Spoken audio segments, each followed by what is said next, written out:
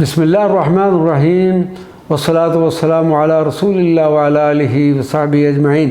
معزز ناظرین و سامعین کرام، السلام علیکم ورحمۃ اللہ وبرکاتہ۔ والدت سیدنا معاویہ حضرت ہند، حضرت ابو سفیان کی جملہ ازواج میں سیدت ہند بنت عتبہ مشہور معروف اور ایک امتیازی مقام کی حامل خاتون تھی، اور یہ سیدنا معاویہ بن ابو سفیان کی والدہ ماجدہ تھیں۔ سیدت ہند کو اللہ تبارک و تعالیٰ نے خوب فہم و فراست اور اہلیت بخشی تھی۔ مورخین نے آپ کے متعلق درج ذیل صفات کا ذکر کیا ہے۔ سیدت ہند قریش کی سردار خواتین میں تھی، صاحب رائے، زیرک، ہوش مند، خوددار اور بڑی عقل مند اور فہم و فراست والی خاتون تھی۔ اپنی قوم کے لیے رئیس سمجھی جاتی تھی۔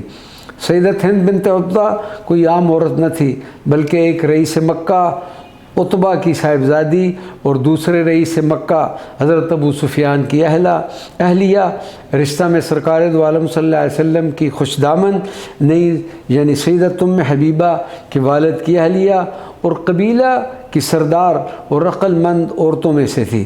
فتح مکہ کے دن اسلام قبول کیا۔ نبی اکرم صلی اللہ علیہ وسلم چونکہ عورتوں سے مصافحہ نہیں فرمایا کرتے تھے، لہذا ان عورتوں نے مصافحہ کیے بغیر حضور پر نور صلی اللہ علیہ وسلم سے بیعت کا شرف حاصل کیا تھا۔ نبی اکرم صلی اللہ علیہ وسلم نے ارشاد فرمایا، مرحبا بکی۔ پھر سیدت ہند فرمانے لگی، خدا کی قسم یا رسول اللہ، زمین میں بسنے والوں میں پہلے مجھے مسلمانوں کی ذلت و رسوائی سب سے زیادہ پسند تھی، اور اب اللہ کی قسم روئے زمین میں بسنے والوں میں آپ حضرات کی عزت مجھے سب سے زیادہ پسند ہے، جس پر نبی کریم صلی اللہ علیہ وسلم نے فرمایا، وزیادۃ ایضاً، اللہ تجھے اس میں برکت دے۔ تاریخ کے اوراق اس بات کی تصدیق کرتے ہیں کہ پھر یہ محبت اتنی بڑی کہ جنگ یرموک میں سیدنا ابو سفیان کا پورا گھرانہ اسلام کی خاطر اپنی جانوں کا نذرانہ لے کر حاضر تھا۔ سیدت ہند نے اپنے خامند سے پہلے اس دنیا کو الوداع کہا۔ ایک روایت کے مطابق جس دن سیدنا ابو بکر کے والد سیدنا ابو قحافہ کا انتقال ہوا، اسی روز سیدت ہند بنت عتبہ کا بھی انتقال ہوا، اور سیدنا عمر فاروق کا یہ خلافت مبارکہ کا زمانہ تھا۔ زمانہ جاہلیت میں سیدت ہند نے سیدت زینب بنت رسول اللہ صلی اللہ علیہ وسلم کے ساتھ بڑا اچھا برتاؤ کیا تھا۔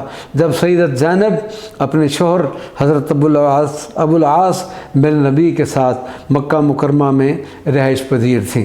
سیدنا معاویہ کے برادران میں سیدنا یزید بن ابو سفیان نے دین نے اسلام کے لیے کارہائے نمایاں سر انجام دیے۔ برکت کے لیے ان کا تذکرہ کرتے ہیں، کیونکہ ان کا ذکر کیے بغیر ملک شام کی فتح کا ذکر ادھورا رہ جاتا ہے، اس لیے کہ سب سے پہلے ہرقل کے خلاف جنگ کا آغاز کرنے کے لیے ان کو روانہ کیا گیا تھا۔ ان کا نام ہے حضرت یزید بن ابی سفیان۔ حضرت یزید بن ابی سفیان، ان کو یزید الخیر کے نام سے بھی یاد کیا جاتا ہے۔ کنیت ابو خالد سی، سیدنا ابو سفیان کی نرینہ اولاد میں انتہائی افضل شخصیت تھے۔ والدہ کا نام زینب بنت نوفل بن خلف ہے۔ جلیل القدر شخصیت اور فضلاء صحابہ اکرام میں آپ کو شمار کیا جاتا ہے۔ حضرت علامہ ذہبی نے تاریخ اسلام میں آپ کو ان الفاظ مبارکہ سے یاد کیا ہے، وَكَانَ جلیل القدر شریفاً سیداً فاضلاً۔ فتح مکہ کے موقع پر اسلام قبول کیا۔